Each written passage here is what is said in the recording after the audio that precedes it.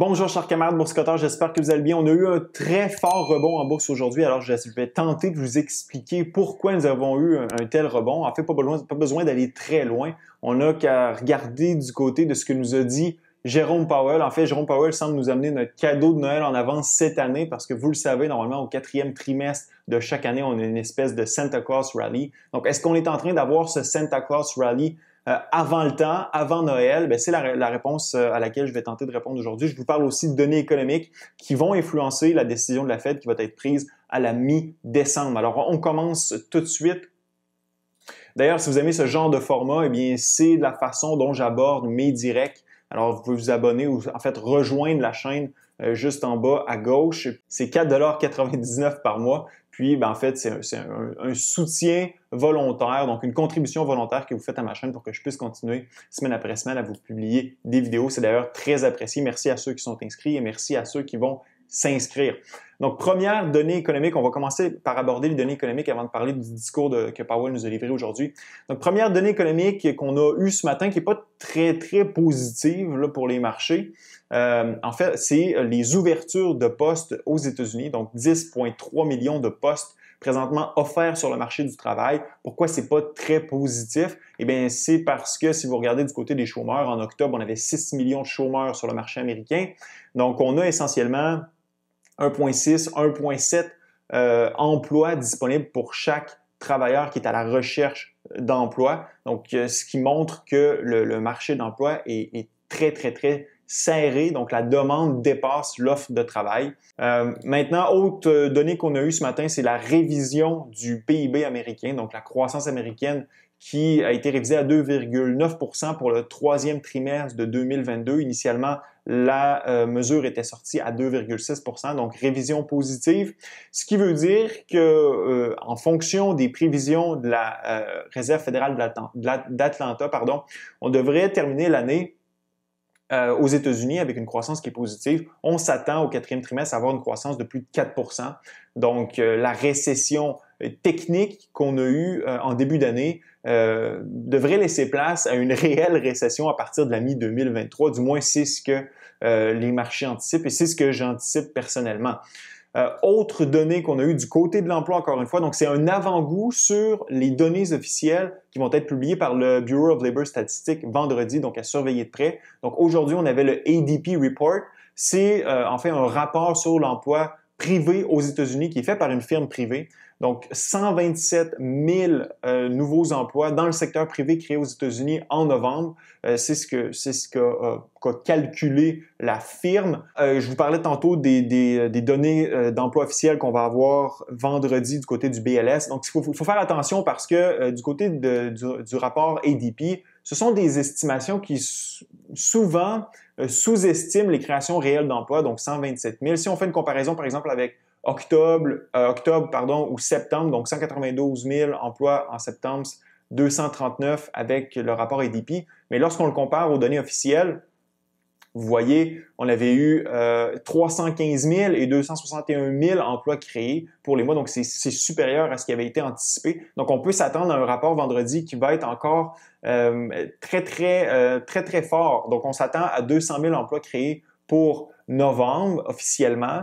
Mais ce ne serait pas surprenant qu'on dépasse et qu'on soit peut-être à 220, 230, 240 000 emplois créés, ce qui est significativement plus élevé que le 127 000 que nous a rapporté ADP aujourd'hui. Donc, parlons-en de la Fed qui va annoncer sa décision de politique monétaire dans 2 semaines parce qu'aujourd'hui, Jérôme Powell, nous a livré un discours.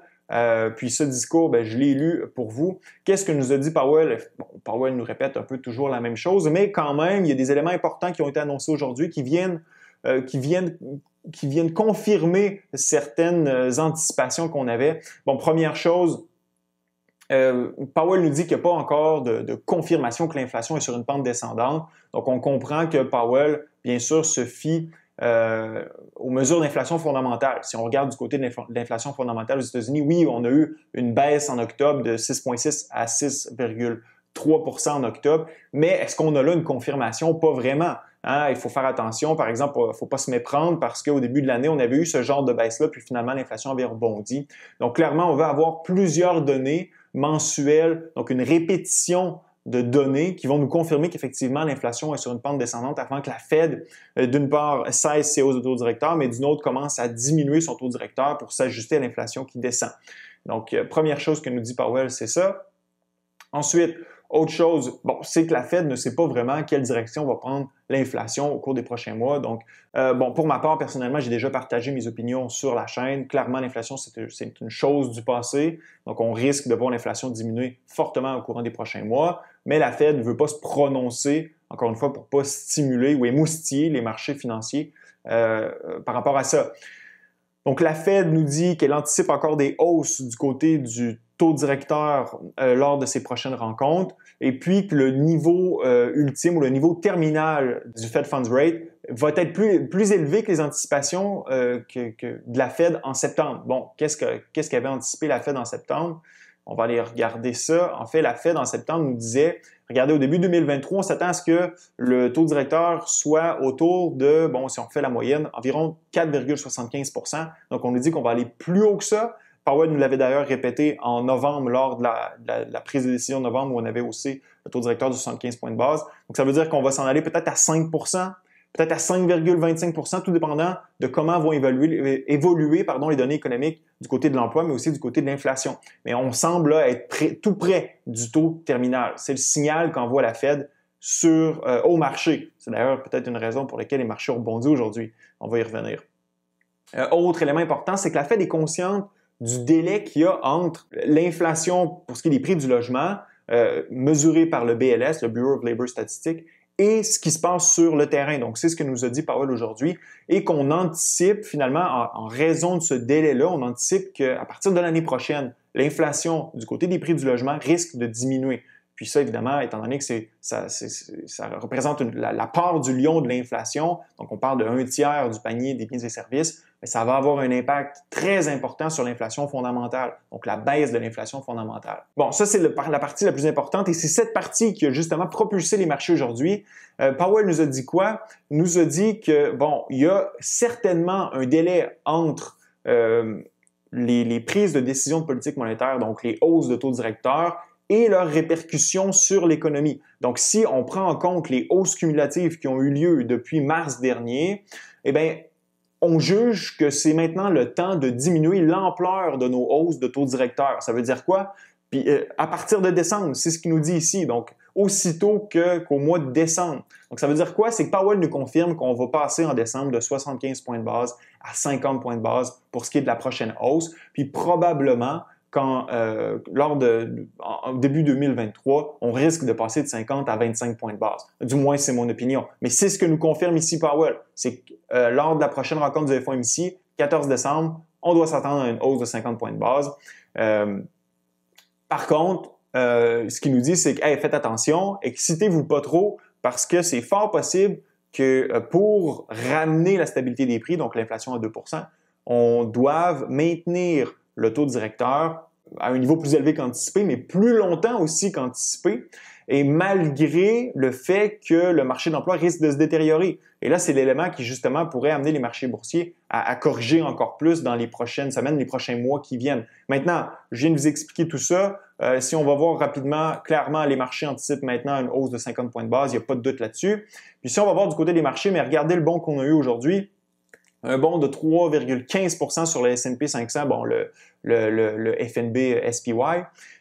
Puis là, regardez, on est venu cogner à la porte de notre niveau de résistance donc dans notre canal descendant qui correspond plus ou moins à la moyenne mobile 200 jours. Je vous en avais parlé dans une vidéo précédente. J'en ai parlé dans mes directs au cours des dernières semaines.